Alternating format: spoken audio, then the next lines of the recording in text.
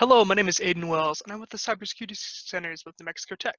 I'm here to talk about proper data storage in compliance with HIPAA and the HITECH Act for personal healthcare information. HIPAA and the HITECH Act put many stipulations on data storage for personal healthcare information, or PHI, for the rest of this video. These stipulations include access control, backup and disaster recovery, audit logging, encryption, and a signed business associates agreement in the case of using a third-party database. Access control dictates that there must be a specific roles assigned to users on the network and authentication of these users that want to access the database. So if a doctor or HR rep has the right privilege, they can gain access. Else, if it's some sketchy user, it's going to block them from gathering any PHI. This creates a layer of protection that not only blocks the users that are outside of the company, but also blocks the users that are not allowed to interact with the database that are inside the company. Backup and disaster recovery is a stipulation defined by HIPAA as both access to technology and overall game plan to save PHI in case of a system outage or other disastrous occasion. This is usually a similarly sized offline or storage server. The offline element is important so that it cannot be accessed by the wrong people and it can avoid the consequences of a ransomware attack.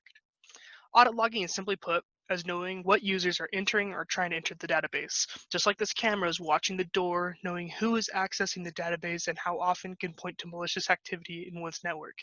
Encryption from HIPAA and the HITECH Act stipulates that the PHI in the database must be encrypted not only at rest in encrypted volumes in the database, but also in transit between the database and whoever is allowed to access it via TLS or SSL methods.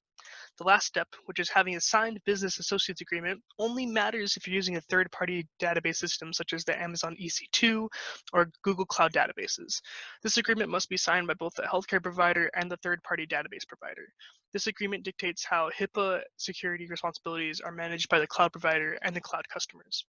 All these stipulations are important in the grand scheme of healthcare because any violation of HIPAA, even if it doesn't result in the loss of PHI, can face a fine of $100 to $50,000 per infringement. The violation puts the livelihood of patients and employees, the funds for your company, and likely your job at risk.